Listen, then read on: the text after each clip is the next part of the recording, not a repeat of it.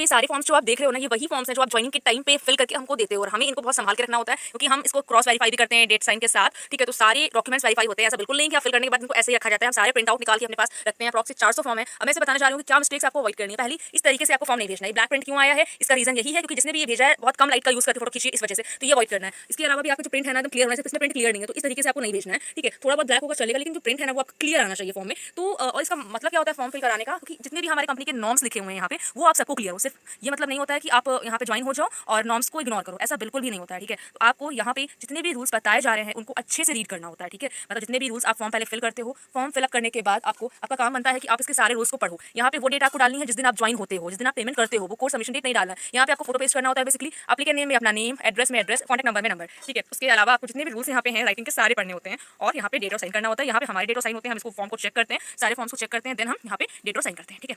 और सेम आपको second page में भी ऐसे ही डेट और साइन करना होता है। अगर ये टर्म्स जितने भी इसमें लिखे हुए हैं वो आपको क्लियर है ना, तो 100% चांसेस है कि आपको यहाँ से पेमेंट मिलेगा, क्योंकि आधे से ज्यादा लोग फॉर्म को ऐसे ही फिलअप कर देते हैं। ये हमारा मतलब ये होता है कि आपको ये टर्म्स क्लियर हो। तो मेक श्योर कि जो आप फॉर्म फिल कर रहे हो इसका ये जो रूल्स है ना सारे क्लियर होने चाहिए, ठीक है। इसको फिल कराने का हमारा सिर्फ यही मतलब होता है। इतने डॉक्यूमेंट्स हम भी क्या करेंगे, बट हमारा एक तरह से प्रूफ होता है कि आप ज्वाइन हुए हो और आप सारे रूल्स से एग्री कर रहे हो, ठीक है। तो मेक श्योर जब आप फॉर्म भरो तो बिल्कुल सही तरीके से भरो, ये जो गलतियां आपने करी हैं वो ना करें। Thank you so much.